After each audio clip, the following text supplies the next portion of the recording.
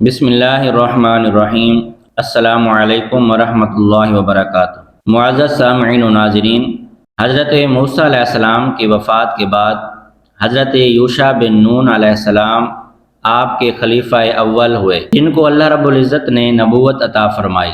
ان کے بعد حضرت کالب بن یوحنا علیہ السلام حضرت موسیٰ علیہ السلام کی خلافت سے سرفراز ہو کر مرتبہ نبوت پر فائز ہوئے۔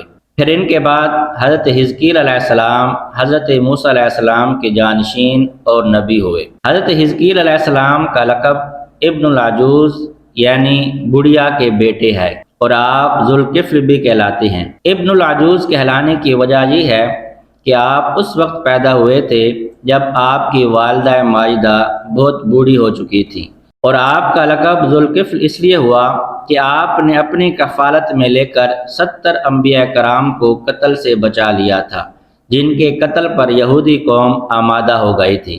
پھر یہ خود بھی خدا کے فضل اور کرم سے یہودیوں کی تلوار سے بچ گئے اور برسوں زندہ رہ کر اپنے قوم کو ہدایت فرماتے رہے۔ دوستو، بنی اسرائیل کی ایک جماعت جو حضرت حزقیل علیہ السلام کے شہر میں رہتی تھی، شہر میں طاعون کی وبا پھیل جانے سے ان لوگوں پر موت کا خوف سوار ہو گیا، اور یہ لوگ موت کے ڈر سے سب کے سب شہر چھوڑ کر ایک جنگل میں بھاگ گئے اور وہیں رہنے لگے۔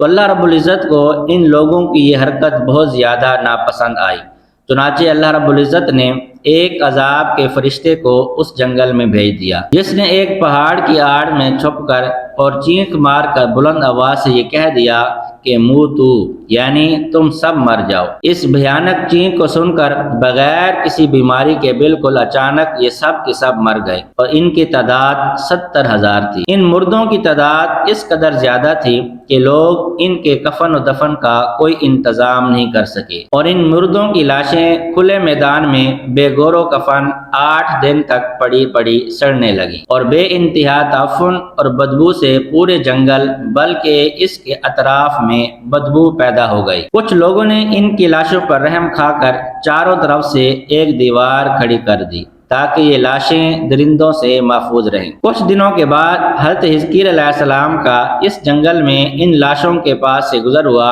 تو اپنی قوم کے 70,000 انسانوں کی اس موت ناگہانی اور بے گور و کفن لاشوں کی فراوانی دیکھ کر رنج و غم سے ان کا دل بھر گیا۔ آپ دیدہ ہو گئے اور اللہ رب العزت کی بارگاہ میں دکھ بھرے دل سے گڑ گڑا کر دعا مانگنے لگے کہ اے اللہ، یہ میری قوم کے افراد تھے جو اپنی نادانی سے یہ غلطی کر بیٹھے اور موت کے ڈر سے شہر چھوڑ کر جنگل میں آ گئے۔ یہ سب میرے شہر کے باشندے ہیں، ان لوگوں سے مجھے بہت پیار ہے، اور یہ لوگ میرے دکھ سکھ کے شریک تھے۔ افسوس کہ میری قوم ہلاک ہو گئی اور میں بالکل اکیلا رہ گیا۔ اے میرے رب، یہ تو وہ قوم تھی جو تیری حمد کرتی تھی اور تیری توحید کا اعلان کرتی تھی اور تیری کبریائی کا خطبہ پڑھتی تھی۔ آپ بڑے سوزے دل کے ساتھ دعا میں مشغول تھے کہ اچانک آپ پر یہ وحی آئی کہ اے حزقیل علیہ السلام، آپ ان بکھری ہوئی ہڈیوں سے فرما دیجئے کہ اے ہڈیوں، بے شک اللہ تبارک و تعالیٰ تم کو حکم فرماتا ہے تم اکٹھا ہو جاؤ۔ یہ سن کر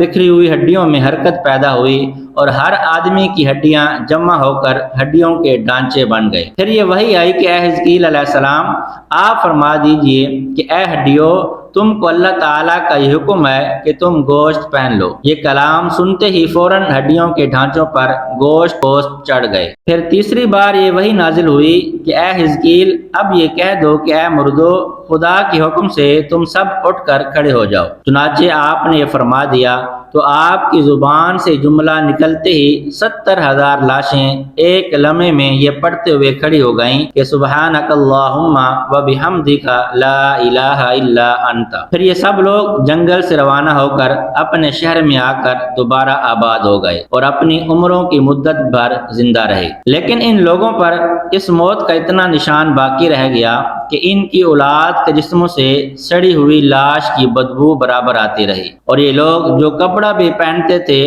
وہ کفن کی صورت میں ہو جاتا تھا، اور قبر میں جس طرح کفن میلا ہو جاتا تھا ایسا ہی میلا پن ان کے کپڑوں پر نمودار ہو جاتا تھا۔ چنانچہ یہ اثرات آج تک ان یہودیوں میں پائے جاتے ہیں جو ان لوگوں کی نسل سے باقی رہ گئے ہیں۔